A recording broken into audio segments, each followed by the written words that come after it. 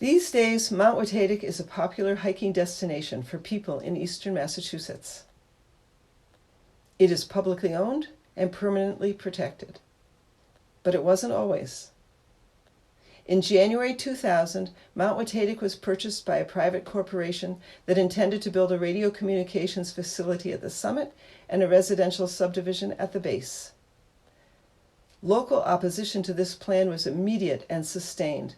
A combination of elected officials from Ashby and Ashburnham, the Ashby Land Trust, the Ashburnham Conservation Trust, local residents, and a few key actors in the state government worked creatively and tirelessly for 4 years to bring the mountain into public ownership and preserve it. After such a long and arduous project, we knew that we needed to celebrate our success. We planned an event to take place at the base of the mountain, where the newly erected dedication monument was located. The idea to make a video recording of it came at the last minute. Picture the scene. It is windy and chilly. We have a borrowed video camera that arrives with one of the guests. We set it up on a makeshift tripod. People continue arriving. We fuss and can't get the camera to do anything. It turns out that we can save a mountain, but we can't figure out how to operate a video camera. Eventually we give up, leave the camera, and start the show. The camera stands on the tripod, abandoned.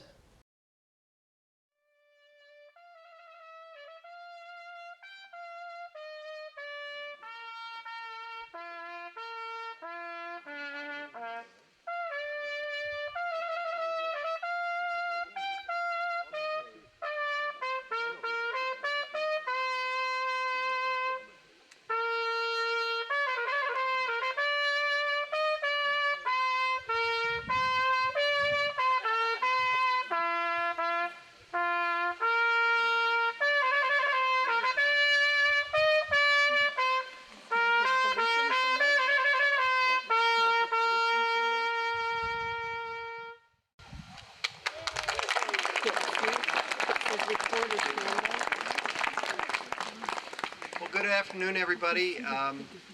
There's lots of seats, so people feel free to sit down. To open things up, we have our state senator, Bob Antonioni, who was very helpful during the campaign. Bob scheduled some meetings in Boston. We sat down with all the principals, and so Bob's going to do the welcome for us, and then we'll get started on our completely unrehearsed program.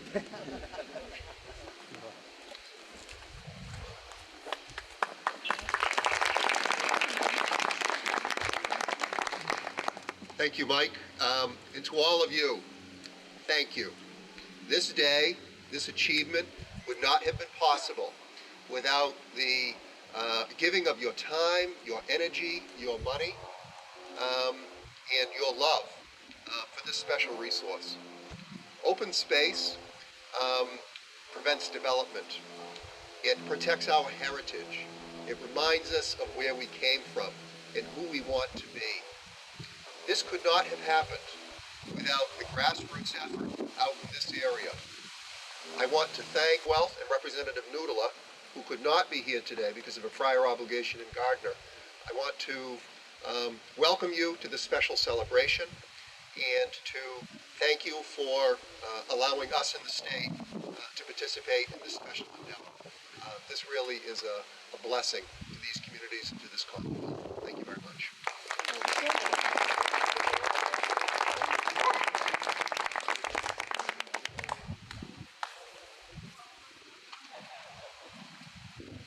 Thanks to Ken Arsenault for the beautiful trumpet playing to open up the ceremony here. And thank you all for coming, and welcome to the dedication of the monument celebrating the successful completion of the campaign for Watatic. My name is Alan Ewald. And I'm Ken Brown. And we are board members of the Ashby Land Trust, the coordinators of the campaign. In the year 2000, when much of this area was privately owned, public access to Mount Watatic was threatened by development. Through the sustained efforts of many people, a coalition was created to purchase the mountain and protect it as public open space. These two sentences, which are carved on the stone hidden under this blue tarp, only hint at the story that lies behind this extraordinary accomplishment. We would like to tell you this story and thank many of the people who made it possible. But keep in mind that we can't name all the hundreds of people whose contributions made this success possible. Each person you will be introduced to today played a significant personal role in our success, but also represents a larger group of people and organizations. It was truly a group effort. Usually, long thank you speeches are boring. So, to add some interest, we will include some visual aids like those you just saw. And Alan and I will also be changing places just so you don't get tired of one of our voices to enhance the entire experience. Please join in as desired. Our first four introductions represent the three entities that ultimately joined forces to successfully preserve Mount Watatic as public land forever. Joel Lerner represents the Commonwealth of Massachusetts and is the Director of Conservation Services. In his 30-year career, he has assisted towns and cities throughout Massachusetts in preserving more than 153,000 acres of open space, of which Mount Watatic was one of the more complex projects. Without the help of the Commonwealth, and Joel in particular, we probably would not be here today. Joel's going to say a few words for us.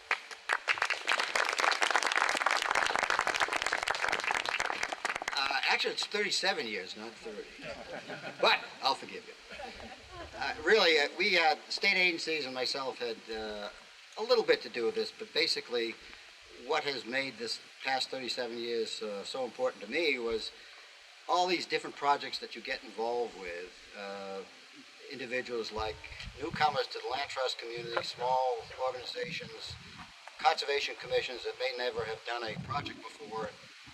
With our assistance and a small amount of money, giving them the wherewithal to carry through the project and see from the start where everyone is in a quandary, are we going to get this project done, to the final closing of the project and the deed in the name of the town or the land trust or whatever, and seeing the joy and the satisfaction on your faces has made this 37-year career of mine worthwhile. I don't think I could have stood state service that long without having that sense of satisfaction, but I want to congratulate all of you. We had very little to do. I mean, we had a good sum of money put in here, but this project would not have gotten off the ground without the private sector and the land trust, the hard work, dedication of so many people to pull off the last dollar to make this deal. Because the state agencies just were too constrained by appraised values and we couldn't go beyond certain prices, and the private sector can and did. And to all of those of you who've donated and put your time and effort into this, I want to thank you, and it's been my pleasure to help in my small way. Thank you. Thanks, Joel. And by the way, I didn't mean to diminish your years of service, but I took 7 years off because looking at you sitting there, I felt nobody would believe that you were old enough to have done 37 years. Well, I can't give any more money. I'm retired. Look out. Look out, Bob. I'm going into politics. Okay, our next person that we want to recognize is Tom Mikes. Tom represents the private part of this partnership and is the single individual whose contributions and support provided a significant portion of the private funded associated with this project. Without tremendous private support and the help of Tom in particular, we probably wouldn't be here today. Tom, why don't you come on up and shut your dog up, will you? He stole the show at the last ceremony. Yeah?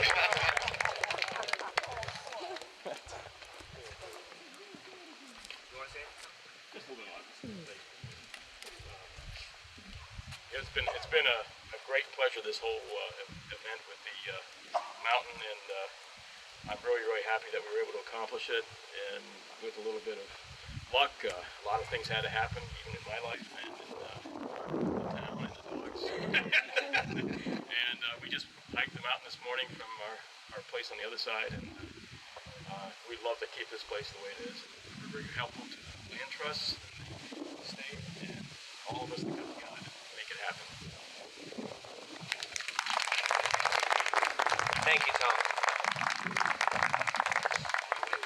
Mike McCallum, Selectman of Ashby, and Mark Carlisle, Ashburnham Board of Health represent the town governments, the two town governments, and their diligent efforts to purchase and protect Mount Watatic. Without the enthusiastic involvement by the people of these two towns, we absolutely wouldn't be here today. And Mike and Mark are just going to come forward for the moment.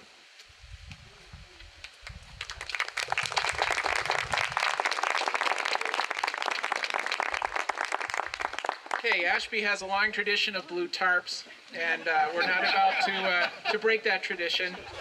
So we'd like to have each of these four folks unveil the monument.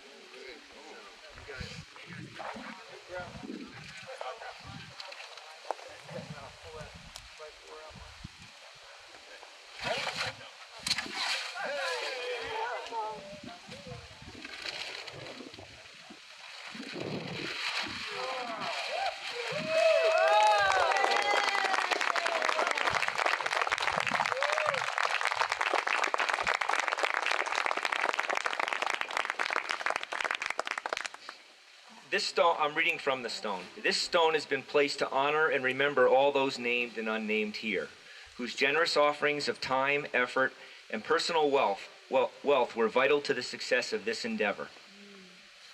It was exceedingly difficult to turn Watatic into public land. We want to take you back 10 years and introduce a person who has been working on the preservation of Mount Watatic for a significant portion of his career. A major ally in the Department of Fish and Game, Dennis McNamara.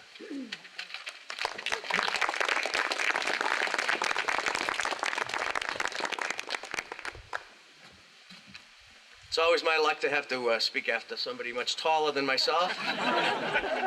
I'm expecting somebody from behind the stone to put up a sign that says "Stand up," but I am standing. This particular project, the protection of Mount Watatic, has been a concern of the Department of Fish and Game for as long as I can remember. I've been with the state for 18 years, and I can remember a fellow who has since retired, Tom Sheehan, who was involved with land acquisition out here in Ashby, and we always had our eye on this mountain, and with the former DEM, now the Department of Conservation and Recreation, we had the property appraised several times in an effort to try to purchase the property. The appraisals always came up short. If we had been able to pay the asking price some dozen years ago, we would have saved a considerable amount of money. But that's not the way things work, as you know. So the only way that this deal was able to come together was for the state to put in the maximum amount allowable under the law, and for you folks to come together and to raise the additional funds that were necessary to put this to protect this property forever. I'm just going to relate just one memory of this whole protection process that I found particularly gratifying, and that was some of you folks were there, I'm sure, when we presented a bylaw to the town of Ashburnham to prohibit the construction of towers within 1,000 feet of a wildlife sanctuary, which we had up at the top of the mountain. And it was a hard-fought fight at the Ashburnham town meeting, but we beat them. We beat the bastards. And these guys were not pleasant guys. And as I've already pointed out, I'm not a real big guy, and I was a little cautious walking out of that building later that day. But it was very gratifying, and I think it was one of those things that the grassroots effort and the people coming together, even then, were able to apply more pressure to these guys to let them see their way clear to sell the property for this purpose. But you folks have done an outstanding job assisting the state. These are the kinds of projects that we love to get involved with, where we have a grassroots group of folks who are willing to assist, not only with time and effort, but also with their pocketbook. So thank you all for everything you've done to protect this beautiful spot.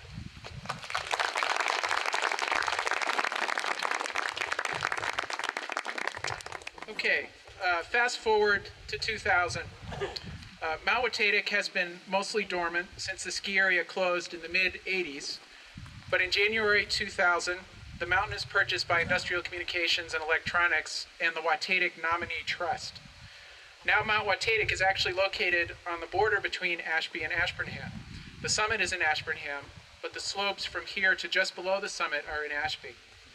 In early 2000, the town of Ashburnham is trying to sort out its cell tower zoning. They have established a bylaw committee to draft a tower bylaw.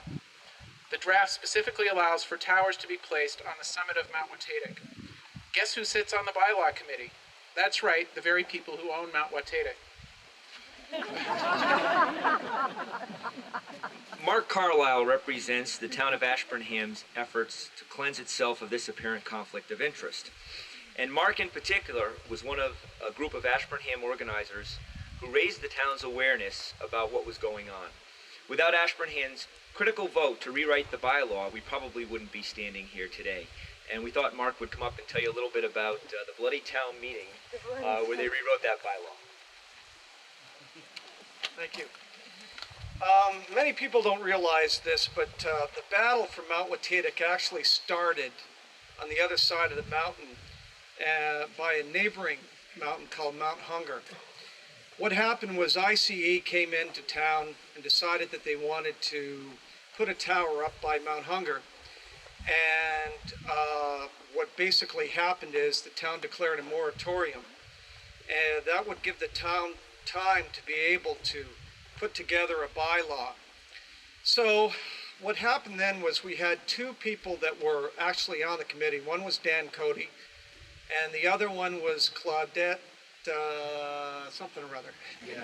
And what happened basically was they were helping to develop our bylaw. And thinking that this was somewhat of a conflict of interest, I called up our former town administrator and stated that I thought it was a conflict of interest, and it was also illegal because they were not residents of Ashburnham and they were not voters. So after that, we got them kicked off the board, and we then went on to develop the bylaw, and then we went ahead and brought it to town meeting. Several things happened at that town meeting.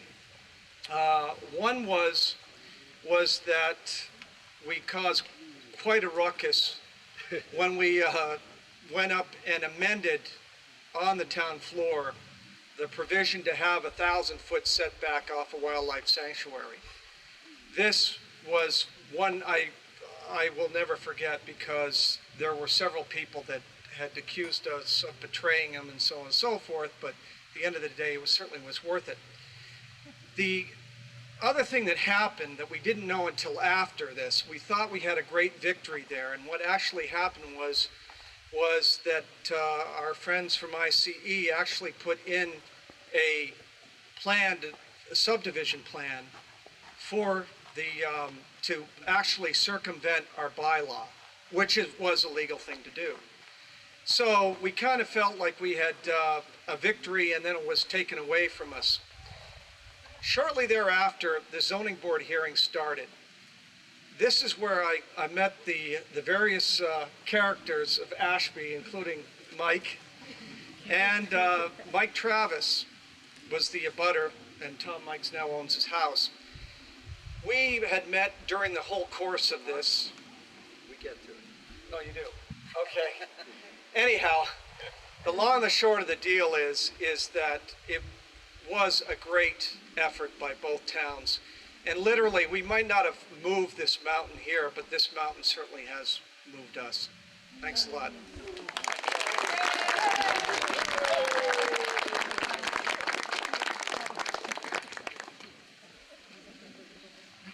Okay, however, the owners, seeing what was happening, filed a subdivision plan, as Mark just related to us, in the towns of Ashby and Ashburnham one day before the Ashburnham town meeting. Under Massachusetts state law, filing a subdivision plan locks in the zoning that is in effect on the day it is filed. By filing the day before the town meeting, the owners ensured that they didn't have to abide by the new zoning, but the consequence was that they now needed to comply with the subdivision regulations of both towns. Now, the old Ashburnham zoning didn't have any provisions for towers, which meant that the owners had to get a variance for their proposed tower. And that variance was granted.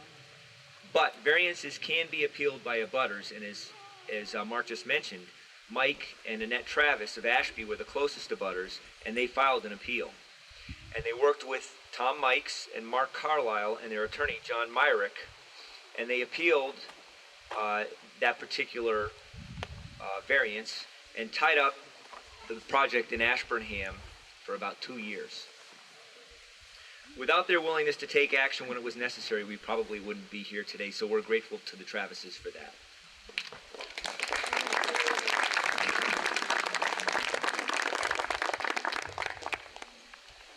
Because the housing development would be in Ashby, right here actually, where we're standing and sitting, the major focus of the permitting process now shifts to the Ashby regulatory boards.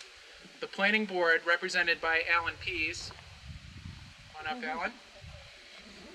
The Conservation Commission, represented here today by Paula Packard. Alan?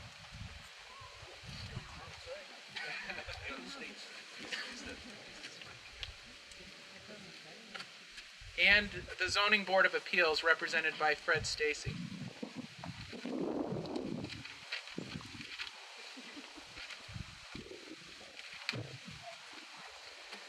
Each of these boards regulates some aspect of the subdivision process. You know, the planning board requires all developers to follow the rules.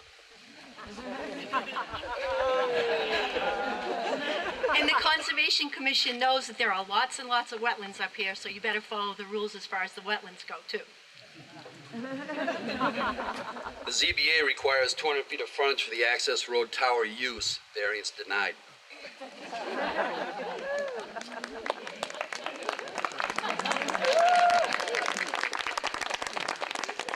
We need to pause here to recognize Fred's courageous, solitary vote to deny this variance.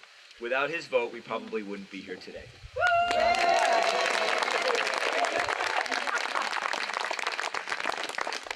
Now, at the same time that the Ashby boards are processing the various applications and proceeding with the application for a radio tower on the summit and a housing development down here, the town of Ashby decides to try and buy the mountain. So we go to our man at the state, Joel Lerner, and ask for $250,000 in self-help money. We do this through a grant written by Ashby Conservation Commissioner Roberta Flashman and Alan Pease. Joel says, okay. So these grants all require matching money. So we go to Tom and we ask for a $500,000 donation. And Tom says, okay.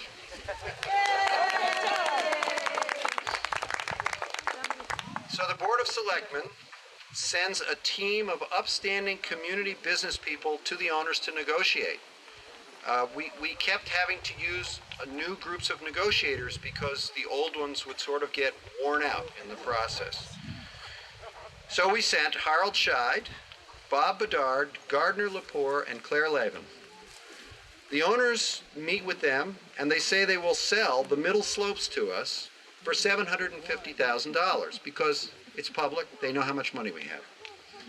But they won't sell the bottom around here. They won't sell the top in Ashburnham, and they won't sell the road that gets between the two, just the slopes. And we say, go fish. So it's now nearly 2001. We've got a grant that has a deadline and owners who don't want to sell. If I don't see the deal by mid-February, I've got another town I can give the money to. And anybody who's ever dealt with Joel, this is Joel's patented phrase.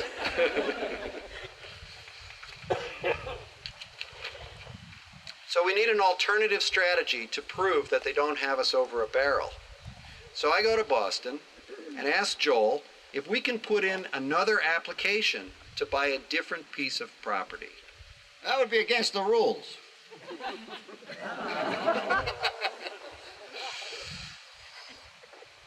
But then Joel comes up with something else. But you can amend your existing application to buy a different piece of property. which is a little confusing, but we go along with it.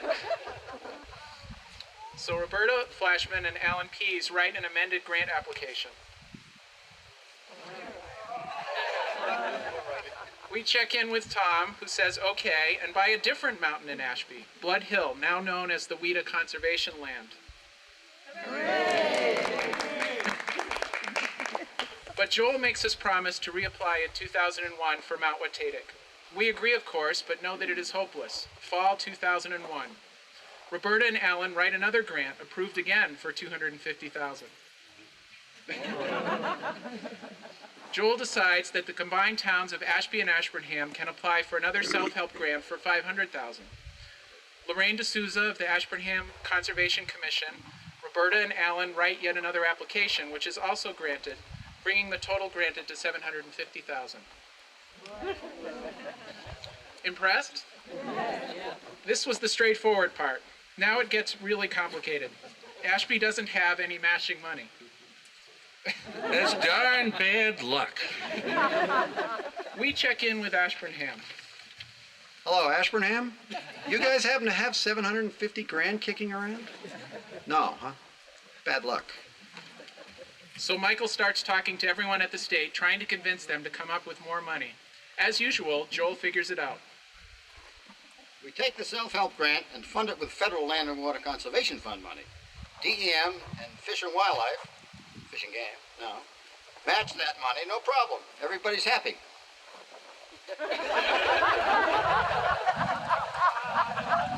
But the state seems to like Joel's idea, and it gives us $1.5 million, and we decide it's a great idea. The only problem is that we have to give back the grants. We have to do what?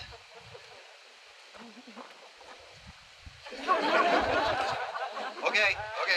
Meanwhile, the notorious regulatory boards have granted permission to build both the subdivision and the tower with certain conditions attached. The owners don't like the conditions and decide to sue. They sue Ashby every which way, and construction remains halted. By early 2002, Michael decided it was time to try and buy them out. Only 3 obstacles existed. We had no matching money. We had no negotiator. And they didn't want to sell. I don't see a problem with any of that.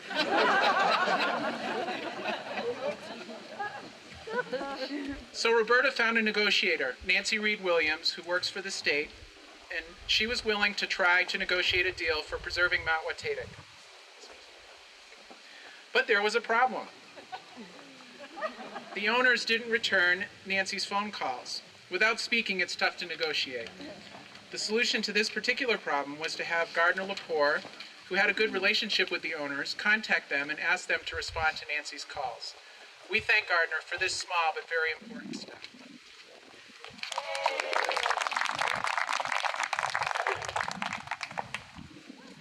So they start negotiating at $6 million.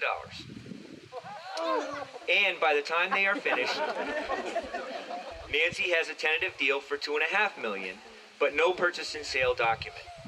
Without Nancy's work, we probably would not be here today. Another problem pops up. In order for the state to buy land, they need 2 appraisals. And the state is only willing to pay for 1 appraisal. Who knows why? An appraisal like this costs $5,000. Enter the Ashby Land Trust. And if the Land Trust members that are here could come up.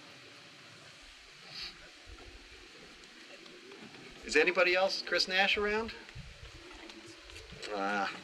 Well, the board is Chris Nash, Janet Flinkstrom, Ken Brown, Alan Ewald, Jeannie Lindquist, and now Alice Ward. And Roberta Flashman and Bob Leary, who aren't here but are also board members. Now, Chris Nash says, hey, I'm the Ashby Land Trust treasurer, and we have $5,000 in the bank. Let's spend it. The final negotiated price is $2.5 million. State and federal money will ultimately account for $1.6 million. This only leaves the problem of $900,000 and a few expenses and 3 weeks until the June 25th, 2002 closing date. Don't worry about the missing 900,000. Just sign the purchase and sale. I just heard Joel laughing again. Now the state panics. What do you mean, don't worry about the money? So, I'm going to tell a story about the state panicking. None of the people that are here today are the ones that panicked. I just want to make that clear. The ones that panicked will remain nameless. So I get a phone call. This is 3 weeks before the deadline. We've been working on this 3 years. We have all the money in place. All the grants are satisfied. Everybody's ready to go. And I get this panic-stricken call at 7 minutes to 2. The commissioner's in the office, and we don't see what we need here, and we haven't heard from Tom's lawyer, and you don't have all the money, and we're going to pull the plug on the deal unless I hear from Tom's lawyer by 2 o'clock. And I said, this is totally out of the blue. But it's 7 minutes to 2. How about 3 o'clock so we can make a phone call, get the guy, 2 o'clock, and that's final. So I call up Tom's lawyer, who doesn't answer the phone a whole lot, which has led to this somewhat, and he picks up the phone. And I say, Dave, how's it going? And he says, oh, it's not bad. He says, we're working along on this thing. He says, but I do have a problem on the Watatic thing, and I need to talk to somebody at the state. And I said, well, I've got great news for you. This is true. I got great news for you. I just happen to know where the people you need to talk to are right now. If you call this number, and I give them the phone number, the commissioner's right there. And if the commissioner can't answer the question, it can't be answered, so you're all set. So why don't you just call him right now before he goes out to a meeting or something? And he says, okay. And I'm looking at the clock, and it's 3 minutes to 2. So I hang up the phone, and I never heard back. For days, I had no idea whether we still had a deal. Nobody tells us anything. But obviously we did, and Tom agreed to put up $300,000 and guarantee the other $600,000. So we'll do a little fundraising to raise the other $600,000. And Tom says, well, that sounds okay to me. Well, now another problem pops up. The owners are still suing the town of Ashby. The scene now shifts to the federal courthouse in Boston. Present are planning board members Alan Pease and Jeannie Lindquist, and attorney Sam Perkins. Attorney Judy Pickett is standing in for Sam today, so Judy, if you could come on up. You forgot this part. Now, Judy's firm of Pickett, Miyares, and Harrington represented the land trust in the purchase. But that story comes later. The judge doesn't want to waste his time, and he tells the parties to negotiate a settlement. This will take forbearance. The owners say if we don't agree to their demands to drop the conditions on the subdivision, they won't sign the purchase and sale agreement to sell the mountain. Do you think we can win? They don't have a case. Don't settle. The judge decides they don't have a case. The owners sign the purchase and sale agreement.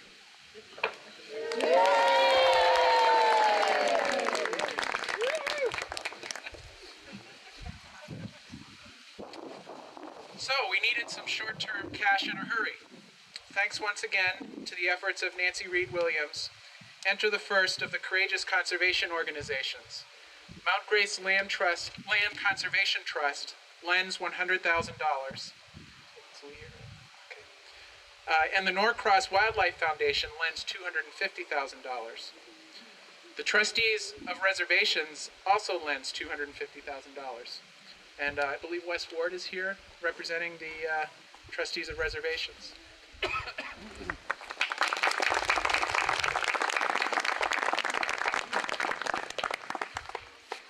Thank you very much. I'm Wesley Ward, and I feel tremendously honored to be part of this group and this effort. This has been a tremendous effort. It's a triumph of vision. It's a triumph of leadership, cooperation, hard work, generosity, and above all, faith. in this dream of preserving this wonderful place. So thank you all very much for including me. We were delighted to do this. This is one of the best things we've done in the past 3 years. Thank you all very much.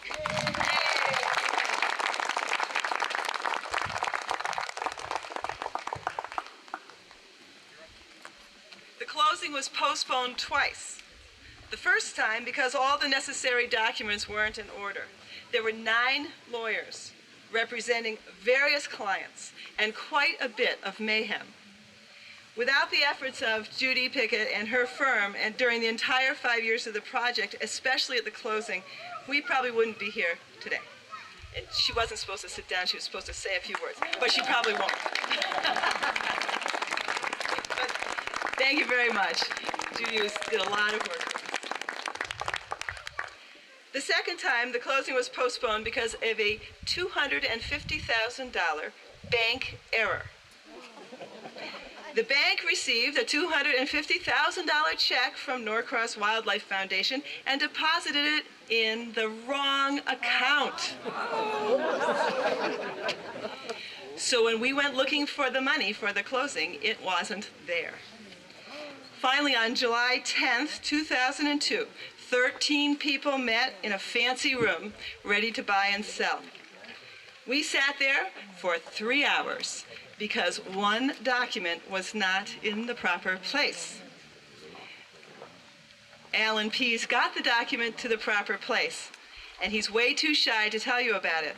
You'll have to take our word for the fact that it was an extremely silly series of events, involved a missing person, a car crash, and a traffic jam in Ashby, probably the only traffic jam on record. But by early afternoon on July 10th, we finally closed the deal, and Mount Watatic became public land. We did it! We did it!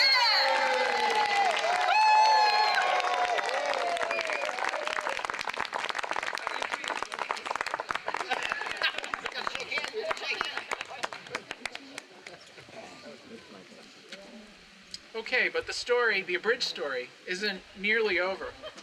You may recall we don't have quite enough money. So the Ashby Land Trust is on the hook for $600,000 in loans and $100,000 in expenses, legal fees, and interest payments, and with only 1 year to pay them back. So here we are, the Land Trust Board, and we're looking worried. And that's because we don't know everything, but we know that we can't raise that kind of money running a few bake sales. So the board hires a capital campaign consultant who tells us to establish a capital campaign subcommittee and to break the project into bite-sized pieces. He also tells us that we can succeed and that when we are finished, we'll have received donations from about 400 people. We do as we are told, and the campaign for Watatic is born. After a series of organizing meetings in late summer and early fall, the core committee, referred to as the cabinet, consisted of 5 people. Each of these volunteers took on one or more specific segments of the campaign, and the group met every other week for a year. Gary Howland, president of the Ashburnham Conservation Trust, handled solicitations in Ashburnham, and he shepherded Ashburnham's vote to buy into the purchase. We're really sorry he couldn't be here today. Diane Wright handled the business solicitations. This is your moment, Diane. And produced 3 of our community fundraising and publicity events. Diane is here today. She's representing the Ashburnham Conservation Trust, of which she is a board member, and she was also a campaigner.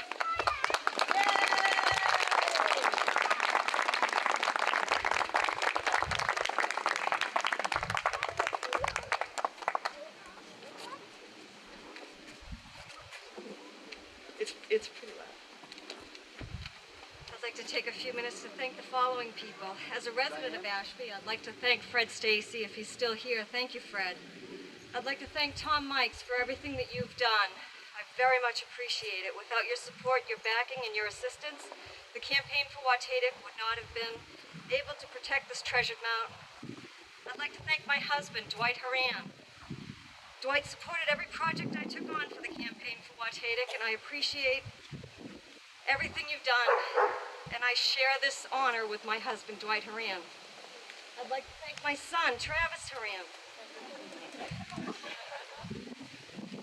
I've continued with my quest to protect land, and every time I head out for another Conservation Trust meeting, project, or fundraising event, Travis always says, "Are you going out to protect Watatic again?" So I thank him very much for all of his patience as well. But the group I also want to thank, and that should be sharing the stage with me, are the members of the Ashburnham Conservation Trust. It's an amazing group of folks that are dedicated to protecting open space. Most especially, I would like to thank the Ashburnham Conservation Trust board members, Lorraine D'Souza, Claire Duker, C. Snow, Andy Montalvo, Paul Summers, Marianne Coswell, Cindy Peterson, and our president and Campaign for Watatic cabinet member, Gary Howland. I'd also like to thank all the donors, the supporters, and the many volunteers to this project. Thank you.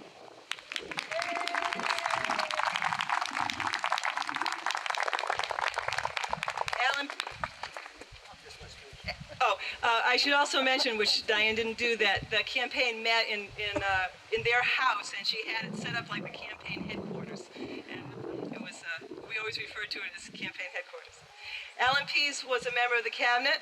He kept on top of the town of Ashby vote to purchase a share of the mountain. What happened was we bought it, and the intention was that we were going to, because the land trusts could move more quickly than a town, and the town needed to have town meeting votes. The land trusts, the Ashburnham Conservation Trust and the Ashby Land Trust, were co-owners and sold a portion of our share to the town, which was voted on very enthusiastically by the townspeople in the town meetings. So Alan was one of the people who kept on top of that vote to make it happen.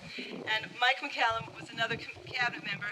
He took on the foundation grant applications, and he raised a significant amount of money through grants. He also built relationships with our lenders and was able to renegotiate regularly our loan deadlines, and we do appreciate them for their flexibility. Thank you. Did you want to say a word? Okay. Chris Nash was the campaign treasurer, and he was always a little stunned when he would write out checks for large amounts of money. I don't think it was really what he took on in his mind when he became the treasurer of our land trust when we founded ourselves in 1998. And Ken Brown solicited the local sportsmen's organization, provided also vital support to the campaign. I just want to give words of thanks to some of those sportsmen's organizations who contributed significantly. One of those was the Massachusetts Sportsmen's Council, and that is a coalition of all the sportsmen's clubs and organizations across the state, and they donated substantially. I don't believe anybody's here from there today, but we're grateful for their support. I also want to thank the Fitchburg Sportsmen's Association, and they're right down here on the Swallow Hill Club, right down here on 119. They contributed substantially while Kevin Brook was president. And I also want to recognize Phil McCarthy, who's here today, representing the National Wild Turkey Federation. He represents the Northeast Longbeards chapter, which is kind of Middlesex County east. And this area was actually deemed important by them because this was one of the first areas in Middlesex County where wild turkeys were restored to Massachusetts. So we just want to recognize their efforts and thank them.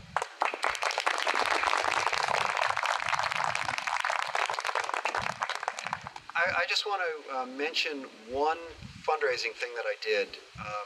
I sent out applications for funds to lots of different foundations. And generally, the way fundraising works is you go to someone and you ask them for money. We had one foundation that doesn't quite understand how it works. So we actually got a phone call from the Fields Pond Foundation, and the guy said, "Don't you guys mean to ask us for money? Because we've already voted to give you money, so we really want you to send us an application so that we can give you some money." So that was a unique experience. It was a big boost because, of course, it came very early in the process. And so that was, of course, they had voted 5,000. We got 12 out of them, but it was really a big lift. Another word about the cabinet. In addition to their primary tasks of their particular segments, each one of these cabinet members spent many, many hours attending to many details, recruiting volunteers, and helping each other pursue their tasks. It was an extremely dedicated, and very hardworking group, and I give you my sincerest thanks.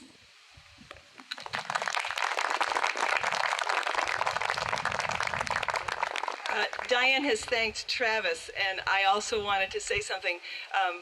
As parents, what we choose to do in our lives strongly affects our children.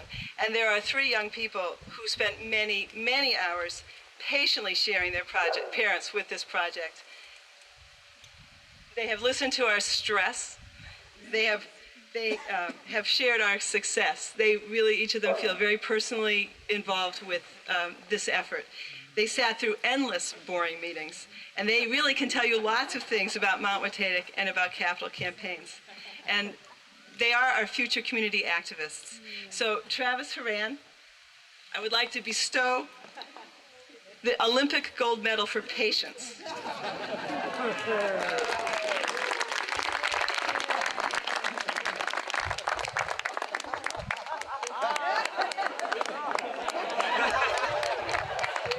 Sam McCallum. Sam has been very patient also.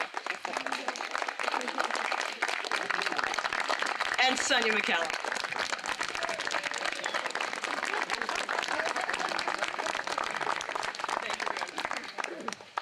In the end, all the debts were paid, all the lenders were satisfied, hundreds of people participated in the campaign, and we preserved this mountain. An important part of the campaign was the creation of a lasting monument to this extraordinary achievement. We had no idea it would take so long, actually. We wanted the monument to reflect the historic and unique nature of this project. We wanted to include everybody who made a difference. We wanted it to last for future generations and to provide a sense of possibility for those who come after us. We struggled to create a single monument that could do all these things, and we couldn't do it. So we created 2 monuments. Not all of you hiked to the summit to see the summit marker, so we'd like to have the poet who wrote the verse on the summit read it to you now. Elizabeth Cooper. Come here. She can see Mount Watatic from her farm in Still River. She was an early supporter of the campaign and is an accomplished poet. We are grateful to you for your creative effort and its evocative results.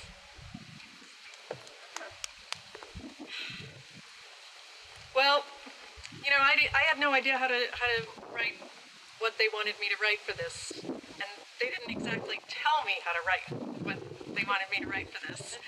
I called around to friends in the preservation, historical, landscape business, and I said, how do I do this? They said, we haven't a clue. And so I didn't have a lot to go on, so I looked at this article here in Mass Audubon Sanctuary magazine. It's titled Elegy for Mount Watatic. Yeah, this was May, June 2002. They thought, it's over, it's done, it's not going to happen. And when I heard that the commemoration was going to be on a stone, I thought, sounds kind of like a tombstone. And if you've been up there and you look at it, it looks a little like a tombstone. And, you know, it starts out with a name and some statistics. And so what I wrote is kind of like an epitaph, only not. Mount Watatic, elevation 1,832 feet. Protected as public open space by the people of Ashby and Ashburnham and the Commonwealth of Massachusetts, July 2002. Other stones in other places may commemorate the histories of people and things now dead and gone. This stone marks the site of a mountain that lived, a mountain that lives on because of people who cared, people who started with nothing but a dream and the will to work for it until the dream became as real, as solid as this stone, as sure as this ground beneath your feet, as true as this mountain on which you stand, this mountain holding you up to meet the sky.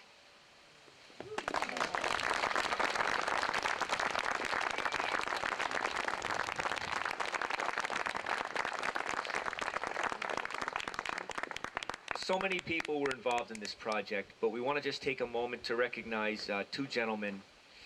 And, you know, we talk about having a dream. It's interesting that she just shared the fact that Mass Audubon wrote an epitaph or a eulogy for Mount Watatic.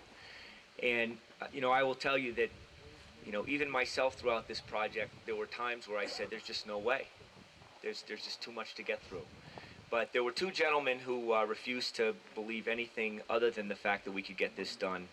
And the first is Mike McCallum. I think, you know, you heard even today jokingly when Mike talked, he continued to approach this entire effort from the perspective of, you know, what obstacles? There are no obstacles.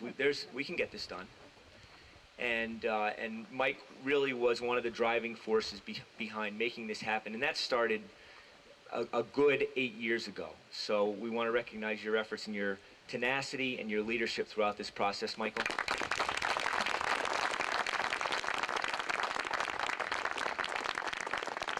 Now Michael's kind of the visual guy, and Michael's also, you know, pretty good in terms of talking to people and convincing people to do things, like getting certain organizations to give, you know, $7,000 more than they voted to give us.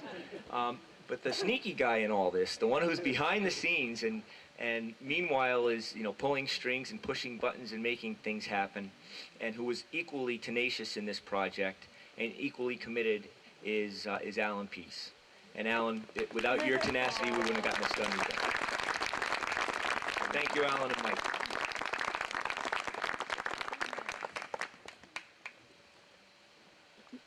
Okay, I just wanted to take a minute and thank someone also.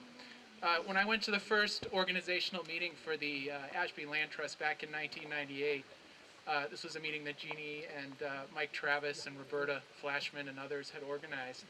And we were sitting around and talking about what kinds of projects we might try and do as the Ashby Land Trust. And someone mentioned, I don't even remember who it was, someone mentioned Mount Watatic. And I can remember everyone saying, you know, boy, that's just way too big. It's way too complicated. There are so many problems associated with that. And here we are after all. So what I would like to do is say a special thank you to Jeannie Lindquist for being willing to take the personal responsibility for the success of the fundraising efforts, and for making the time and having the energy to be the driving force behind the campaign. This was an undertaking that none of us had ever experienced before, and that Jeannie undoubtedly didn't know what she was getting herself into ahead of time. It certainly wasn't easy, and she had a tremendous amount of help along the way, but that does not diminish the accomplishment, and she should feel very proud at this moment. Thank you, Jeannie.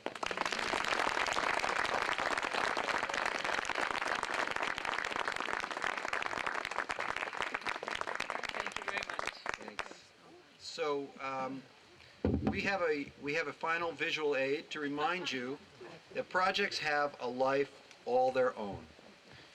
So we're going to put up a chart that depicts the phases of a project. Phase 1, enthusiasm. Phase 2, disillusionment. 3, panic. 4, search for the guilty. 5, punishment of the innocent. And 6, praise and honors for the non-participants. Anyone who has ever been involved in a project, a do-gooder kind of a project, this is just the way it goes. But we've lived through sort of an endless loop of the first 5 phases of this project over the last 4 or 5 years. But in the Ashby tradition of doing something a little bit different, we are skipping phase 6. So now this is your moment. Look at the person next to you. Look at the person behind you. Do it. Look at the people in front of you. Look really carefully, because everybody here deserves recognition. This group, everyone here today, and those who couldn't be here today, but contributed their piece, deserves to feel pleased and proud of our achievement. We did it together. A group of generous, committed, and persistent people can and do achieve great things. Together, we have moved a mountain into public hands forever. Thank you.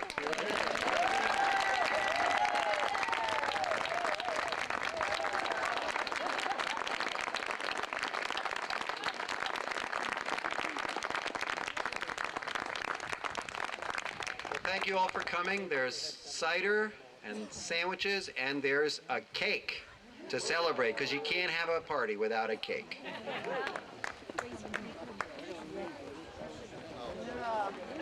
You guys.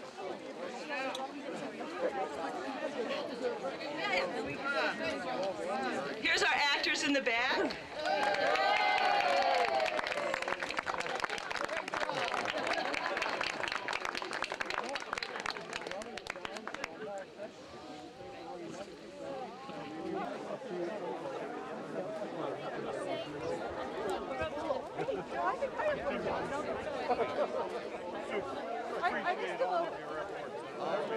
Not only this.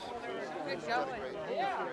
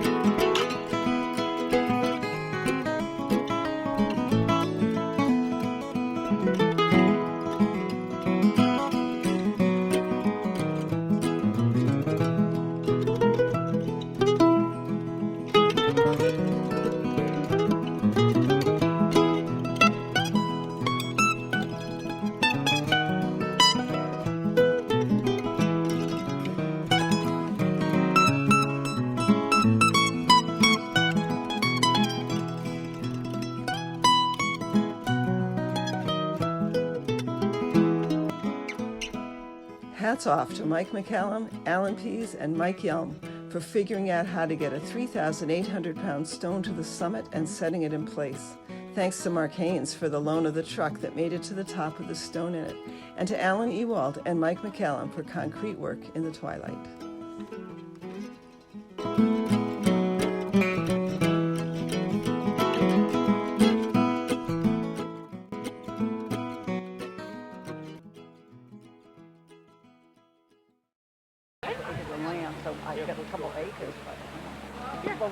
Well, thanks.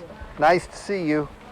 Sadly enough, the camera didn't do it. Yeah, I know. It didn't do it. I don't know why the VCR wasn't recording. Somehow, unbeknownst to us, the camera was actually working. To our knowledge, this serendipitous recording is the only one in existence documenting the triumphant campaign to save Mount Watatic.